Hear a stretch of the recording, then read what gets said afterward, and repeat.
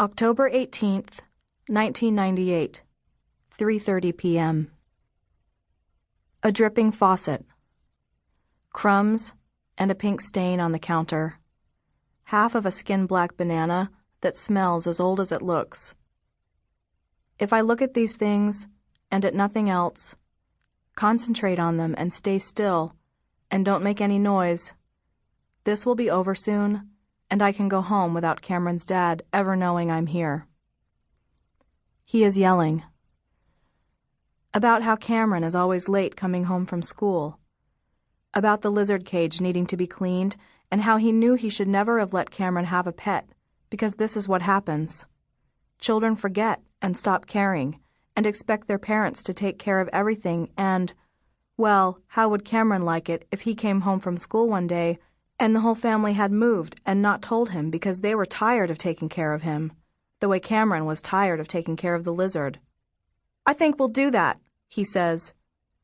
"Maybe tomorrow, maybe in a week or a month. You won't know until you come home from school and find the empty house. How would you like that?" I'm not supposed to be at Cameron's house or anyone's house, not without my mother's specific permission. But Cameron made me something for my birthday.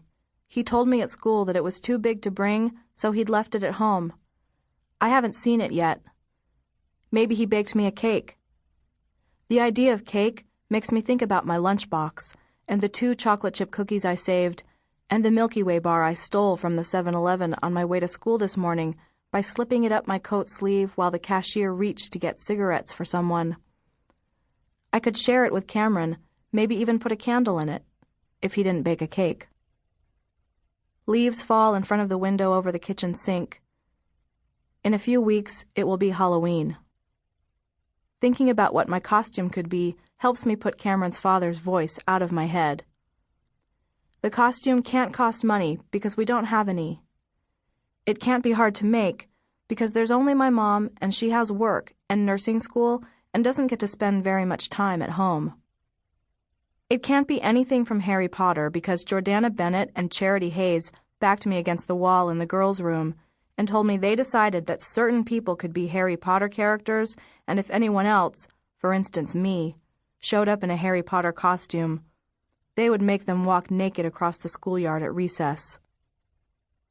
You know what I think? I think this lizard wants to go free. If you're not going to take care of it, it'll have a better chance out in the wild. Or if you're going to neglect it and let it die, why not just put it out of its misery now? Why wait? I try not to imagine what Cameron's dad is doing, but pictures come into my head anyway, like the lizard being dangled by the tail or squeezed in 2 big hands. A fly lands on the banana, stopping and starting in short bursts, and I make my mind go somewhere else again, to the kids I sometimes watch playing red light, green light at school. I've never played it myself, and they don't invite me, no matter how long I stand just a few feet away, wishing hard that one of them will. My mom says that if I want friends, I have to smile and be friendly, even though we both know things would be a lot easier if we were Mormon, like practically everyone else at my school. Anyway, who should I smile at if no one will look at me? Cameron looks at me. He's the only one who thinks I'm worth knowing. Maybe I should get my coat and my lunchbox off the living room couch and slip out before Cameron's dad notices me. Cam can give me the present later. I move as silently and slowly as I can, staring down at the pink sneakers we got from the secondhand store before school started. That's where we got my lunchbox, too, which Jordana says is for babies.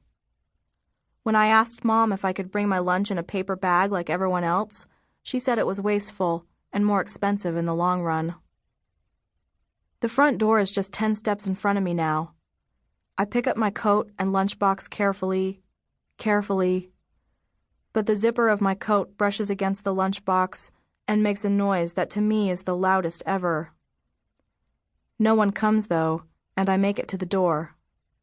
The knob is cool, and I'm already thinking about my cookies and my Milky Way and how they'll keep me company on the walk home, when I hear the voice of Cameron's father behind me. "Where do you think you're going?"